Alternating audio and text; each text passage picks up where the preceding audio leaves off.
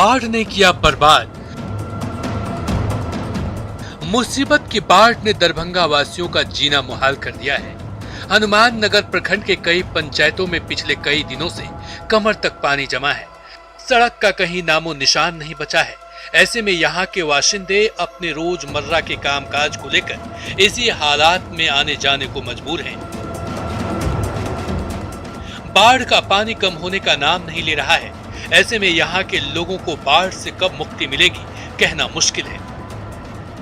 इसी हालात में जी रहे हैं लगभग 20 दिन से। तो कभी आप लोगों ने प्रशासन से वोट के लिए नहीं बोला? हर चीज के लिए बोला गया है। अभी कुछ दिन पहले एक आपत्तिजनक घटना घटी है, वहाँ पे ऑन स्पॉट डेथ कर गए। फिर भी आप लोग इसी बाढ़ के पानी में आ रहे क्या हैं। करें, हालात वही है। नहीं करेंगे खाएंगे कहाँ से, ड्यूटी तो करना ही पड़ेगा। पानी ने किया परेशान। पूर्णिया के चरैया गांव में एक पखवाड़े से बारिश का पानी जमा है। दर्जनों घर आंगन डूबे हैं। चूल्हा चौका से लेकर चापाकल और टॉयलेट में घुटनों तक पानी जमा है। ऐसे में हालात बेहद नारकीय हो गए हैं और आम लोगों का जीना मुहाल हो गया है।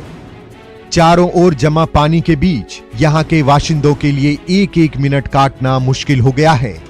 लेकिन इन्हें इस नारकीय हालात से मुक्ति दिलाने के लिए कोई पहल नहीं की जा रही है।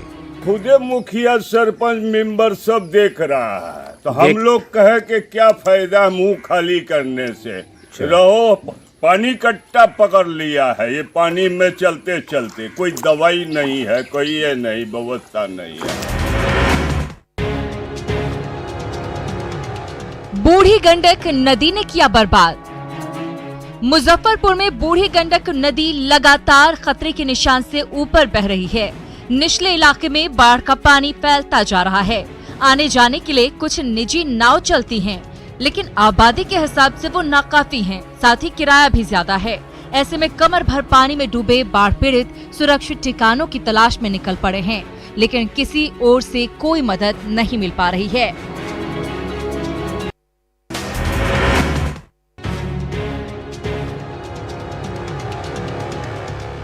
रातो नदी ने बिगाड़ी सूरत। सीतामढ़ी में रातो नदी में उफान से दर्जनों गांव में हालात बदतर हो गए हैं। सैकड़ों घर डूब गए हैं और सड़कों का नामो निशान नहीं बचा है। बाढ़ के पानी में इतनी रफ्तार है कि उससे गुजरना खतरे से खाली नहीं है। कई ग्रामीणों ने रातो नदी से पार होने की कोशिश की तो अंधे मुंह गिर पड़े। स्थानीय ग्रामीणों ने बड़ी मुश्किल से उन्हें संभाला। ऐसे में ये चचरी पुल ही आने जाने का एकमात्र जरिया है, जिससे रोजाना सैकड़ों ग्रामीण गुजरते हैं, लेकिन इस पर थोड़ी सी लापरवाही भारी पड़ सकती है।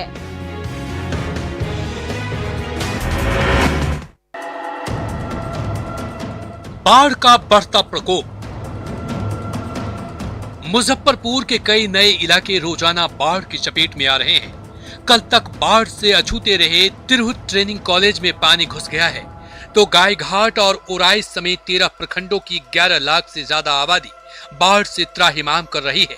बूढ़ी गंडक नदी में जिस तेजी से पानी बढ़ता जा रहा है, ऐसे में आने वाले समय में हालात और बदतर होने के आसार नजर आ रहे हैं।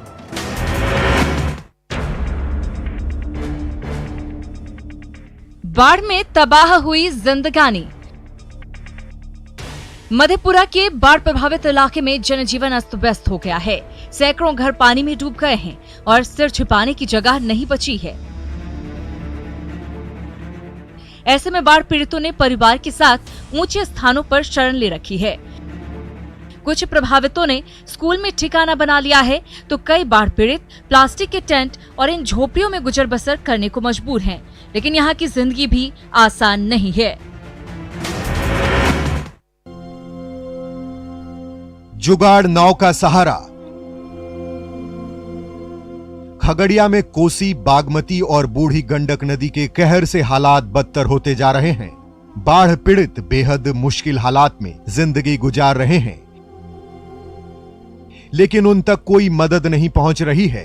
प्रशासन ने नाव तक मुहैया नहीं कराई है। ऐसे में यहाँ के बाशिंदे रोजमर्रा की जरूरतों के लिए जलकुंभी और ट्यूब से बने जुगाड़ नाव का इस्तेमाल कर रहे हैं, जो कभी भी खतरनाक साबित हो सकता है। भारी दिक्कत है। देखते हैं आज लगभग 10-12 रोज से हम लोग एकदम परेशानी में हैं। ये जुगाड़ ना लेकर के जाते हैं और आते हैं, डूबने का भी खतरा है। कहीं से कोई जुगाड़ नहीं है।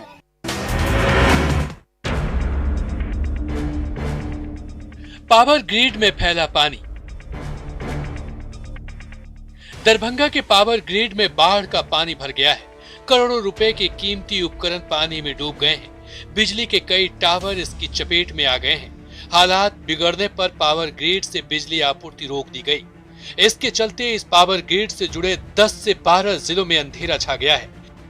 बाढ़ का यही रुख रहा तो यहां से दोबारा बिजली आपूर्ति चालू करने में 6 माह से भी ज्यादा समय लग सकता है। जितना भी इक्विपमेंट है, जो नीचे लेवल का जितना भी था, सब कुछ हम लोगों को निकालना ही पड़ा। कुछ डैमेज भी हो गया है, तो इसके चलते काफ़ी परेशानी है। दूसरी चीज़ क्या है कि अभी हम लोग, आप देख रहे हैं, जाने के रास्ते में 4 फीट पानी है, तो हम लोग मतलब पैर उठा के ऐसे जाना पड़ा, जिससे सांप वगैरह या फिर जीव जंतु जो खतरनाक है, उससे लोगों को काफ़ी परेशानी हो रही है।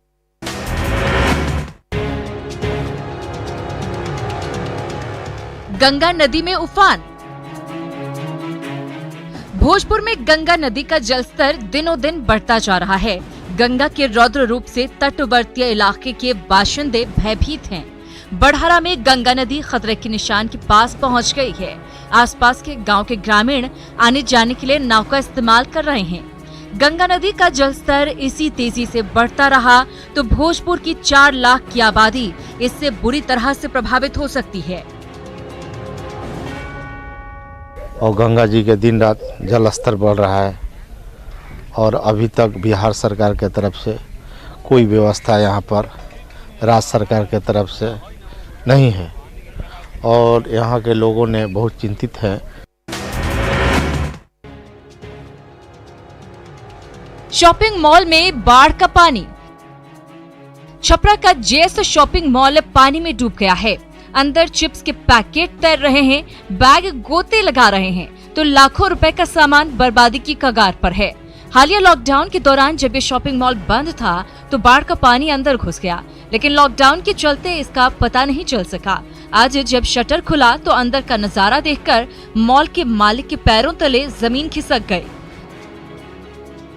बाढ़ का पानी 4 फीट अचानक घुस गया। लॉकडाउन होने के कारण हम लोग को मालूम नहीं चला। सूचना मिलते ही जब हम मॉल में पहुँचे, जैसे बिजली चालू किए वैसे ही करंट आने लगा, जिसके चलते हम लोग सामान उठाने में अमस्त हो गए।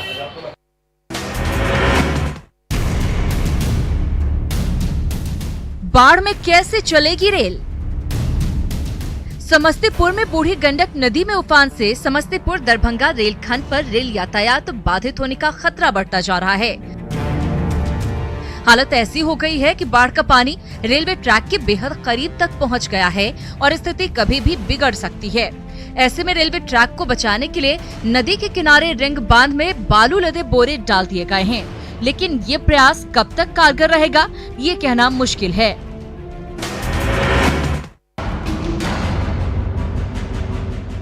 नेशनल हाईवे बना ठिकाना। दरभंगा में बाढ़ की विभीषिका विकराल रूप लेती जा रही है। मजबूरन बाढ़ पीड़ितों ने नेशनल हाईवे 57 पर अपना ठिकाना बना लिया है। सड़क के बीचों बीच खाली जगह पर प्लास्टिक के तंबू लगा दिए गए हैं और अब यही इनका घर संसार है। इस एनएच से हर समय तेज रफ्तार गाड़ियां गुजरती रहती हैं। इस मुश्किल हालात में भी छोटे छोटे बच्चों और पूरे परिवार के साथ इन्हें यहीं अपनी जिंदगी गुजारनी पड़ रही है। बाढ़ की आहट से बेचैनी। बेगूसराय में बूढ़ी गंडक नदी में उफान से बांधों पर दबाव बढ़ता जा रहा है। कई जगह पर रिसाव भी हो रहा है। इससे तटबंध के किनारे बसे ग्रामीणों की बेचैनी बढ़ गई है। हालांकि जल संसाधन विभाग की ओर से बांध को बचाने के उपाय किए जा रहे हैं, लेकिन वो काफी नहीं है। क्षतिग्रस्त बांध को बांधने के लिए समय रहते जरूरी उपाय नहीं किए गए तो आने वाले समय में हालात भयावह हो सकते हैं। युद्ध स्तर पर दिन रात लग के इसके बचाव में लगे हुए हैं और जहाँ जहाँ कमजोर पॉइंट है वहाँ हम लोग बचाव का कार्य युद्ध स्तर पर कर रहे हैं। ग्रामीणों का भरपूर सहयोग मिल रहा है और हमारा बांध आज की तारीख में पूर्ण सुरक्षित है।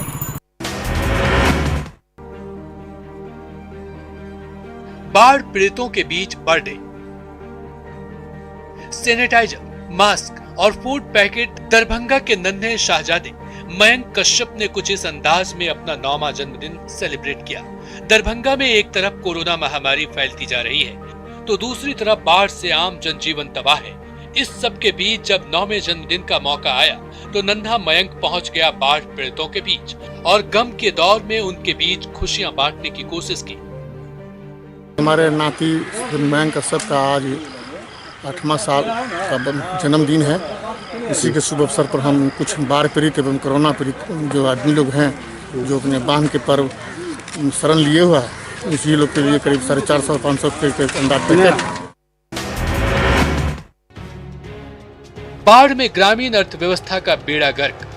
बाढ़ ने रक्सौल के मछली पालकों को बर्बाद कर दिया है। पानी के दबाव में कई तटबंध टूट गए और उसका पानी तालाब में घुस गया। इसका नतीजा ये हुआ कि तालाब की मछलियां बाढ़ के पानी के साथ बह गई, जबकि मछली पालक खाली हाथ रह गए। इस बार की बाढ़ में रक्सौल के मछली पालकों को करोड़ों रुपए का नुकसान होने का अनुमान है।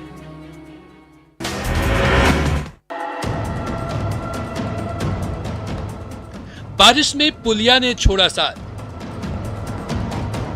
पलामू के खजूरिया गांव में मूसलाधार बारिश के बीच इस पुलिया ने ग्रामीणों का साथ छोड़ दिया। इसका नतीजा ये हुआ कि पिपरा प्रखंड के दर्जनों गांव टापू बनकर रह गए। पिछले पखवाड़े से ऐसे ही हालात हैं। गांव में कोई बीमार पड़ रहा है तो उसे इलाज के लिए शहर ले जाना मुश्किल हो रहा है। ग्रामीण विकास विभाग ने साल 2016 में ये पुलिया बनाई थी, लेकिन ये 4 साल भी नहीं टिक पाया। पुल टूट गया है। यहाँ से कम 5000 जनता प्रभावित है। इस एरिया उग्रवाद प्रभावित एरिया है, पहाड़ी इलाका है, पहाड़ के पानी आता है, लेकिन अभी तक यहाँ कोई जनप्रतिनिधि, सांसद, विधायक कोई भी नहीं आया। मुझे सूचना मिला, हमने डीसी साहब को भी एक ज्ञापन दिए हैं कि जल्द से जल्द ही बनवाया जाए। मेहनत के पसीने से बनी सड़क,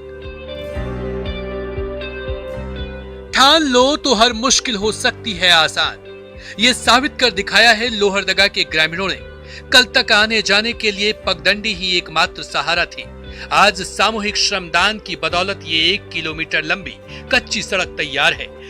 बार बार गुहार के बावजूद जब प्रशासन ने गुहार अनसुनी कर दी तो यहाँ के ग्रामीणों ने खुद कमर कसी और सड़क बनाकर ही दम लिया। ग्रामीणों का जो प्रयास है अभी श्रमदान से बना है, ये बहुत ही बढ़िया प्रयास है और वास्तव में हम लोग इनका प्रयास, इनका अप्रोच को देख करके यहाँ आए हैं और हम लोग जितना जल्दी हो सके इसको हम लोग पीसीसी रोड सैंक्शन कर देंगे। मशरूम से बदलेगी किस्मत। हजारीबाग के किसान मशरूम की खेती की बदौलत अपनी किस्मत बदलेंगे। कृषि विज्ञान केंद्र में इन किसानों को मशरूम की खेती की ट्रेनिंग दी गई। मशरूम की किस्मों और इसकी बेहतर उपज की तकनीक सिखाई गई। थोड़ी मेहनत और कम खर्च में मशरूम की फसल मोटा मुनाफा देती है। किसानों ने भी बड़े ध्यान से इसकी खेती के गुर सीखे और आत्मनिर्भर भारत का सपना पूरा करने का संकल्प लिया। वो सारे मशरूमों के बारे में जानकारी दी गई है ताकि वो सीजन के अकॉर्डिंग, अपनी आवश्यकता के अकॉर्डिंग वो मशरूम उत्पादन कर सकें और अच्छा लाभ कमा सकें। हमने सारे किसानों को बहुत अच्छे से प्रशिक्षण दिया है। प्रशिक्षण के दौरान सबको देखा है कि बहुत उत्साहित है मशरूम उत्पादन के लिए और हम सोचते हैं कि सारे लोग अच्छे से मशरूम उत्पादन करके अपने आप को आत्मनिर्भर बना पाएंगे। सूखे खेत, किसान परेशान। मॉनसून की बेरुखी से सिमडेगा के किसान परेशान हैं। खेती का समय गुजरता जा रहा है, लेकिन बादलों ने ऐन मौके पर दगा दे दिया है। ऐसे में खेतों में दरार आने लगी है और धान के बिचड़े सूखने लगे हैं। अब किसान परेशान हैं, करें तो क्या करें। इस साल कृषि बीमा की भी सुगबुगाहट नहीं है। ऐसे में कर्ज में डूबे किसानों को अपनी बर्बादी साफ नजर आ रही है। परेशानी तो बहुत हो रहा है। यहाँ पे किसान बहुत परेशानी में है। यहाँ खेतों में देख लीजिए, एकदम बिना पानी का पूरा दरार हो गया है। दरार के चलते हम लोग का बीड़ा बर्बाद हो जा रहा है। ना सरकार हमें कोई ये नहीं दे रहा है, मुआवजा नहीं दे रहा है।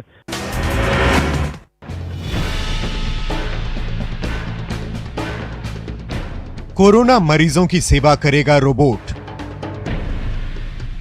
ओडिशा के युवा वैज्ञानिक सोमेंद्र मिश्रा का ये रोबोट कोरोना मरीजों की सेवा में न सिर्फ कारगर साबित होगा, बल्कि डॉक्टर्स और मेडिकल स्टाफ को भी कोरोना के खतरे से बचाने में प्रभावी होगा। रिमोट संचालित इस रोबोट नर्स के जरिए आप दूर बैठकर कोविड वार्ड में भर्ती मरीजों तक दवा से लेकर तमाम जरूरी चीजें आसानी से पहुंचा सकते हैं। इसके लिए किसी को भी कोविड वार्ड में जाने की जरूरत नहीं है। +2 स्टूडेंट सौमेंद्र मिश्रा के दिमाग की उपज इस रोबोट का इस्तेमाल जल्द शुरू किया जाए तो वो दिन दूर नहीं जब कोरोना जैसी महामारी को हार माननी पड़ेगी। इसके बारे में एम रखा हूँ कि मैं इसको ऑटोमेटिक बनाऊं और किसी भी गवर्नमेंट हॉस्पिटल को मैं इसे दूंगा इसको अपडेट करके, जो जिसकी वजह से कि जो कोविड वायरस है वो किसको अफेक्ट नहीं होगा और इसे हम सैनिटाइज भी कर सकते हैं। स्वच्छता से गांव का कायाकल्प। ये बोकारो के नरकरा गांव की चकाचक गलियां हैं। गंदगी का कहीं नामो निशान नहीं दिख रहा है। दीवारों पर की गई इस आकर्षक चित्रकारी ने गांव की सुंदरता में 4 चांद लगा दिए हैं। बिजली, पानी या सड़क, गांव की कोई भी समस्या हो, गांव वाले खुद रास्ता निकालते हैं। यहाँ के ग्रामीणों ने जरूरत पड़ने पर प्रशासन के सहयोग से अपनी मुश्किल खुद हल करने की आदत डाल दी है। नतीजतन ये गांव आसपास के गांव के लिए मिसाल बन गया है।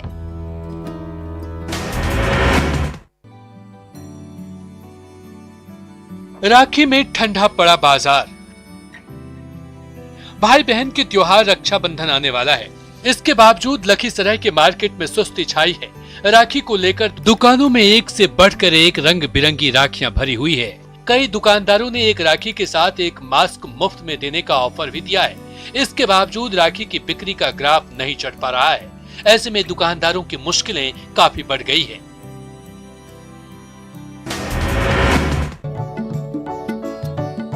राम मंदिर में चांदी की ईंट।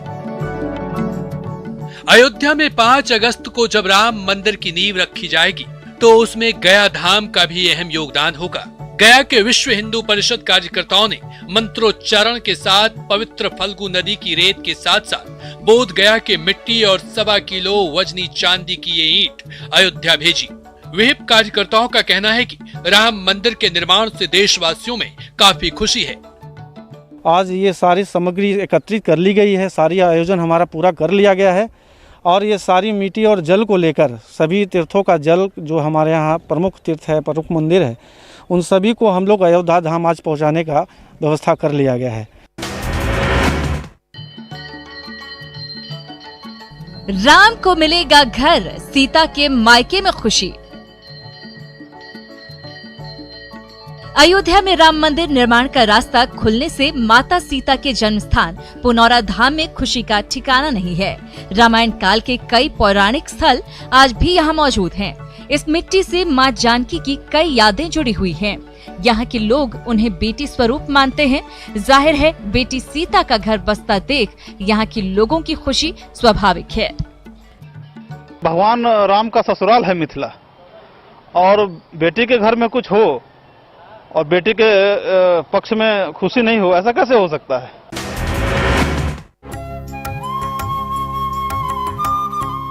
फूलों से सजे भोलेनाथ।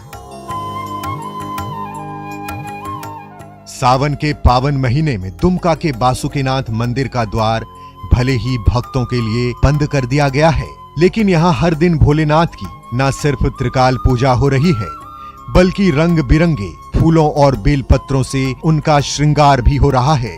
शिवलिंग के चारों ओर पार्वती, गणेश, ब्रह्मा, विष्णु और महेश की आकृति बनाई जा रही है। दूर बैठे भक्तगण सोशल मीडिया के जरिए देवाधिदेव महादेव के इस अलौकिक स्वरूप के दर्शन कर धन्य महसूस कर रहे हैं। बासुकीनाथ जी के पास वहाँ महाकाल जी का, मैया पार्वती जी का, गणेश जी का, बजरंगबली जी का ज़्यादातर हम लोग रूप वहाँ पे बनाए हैं।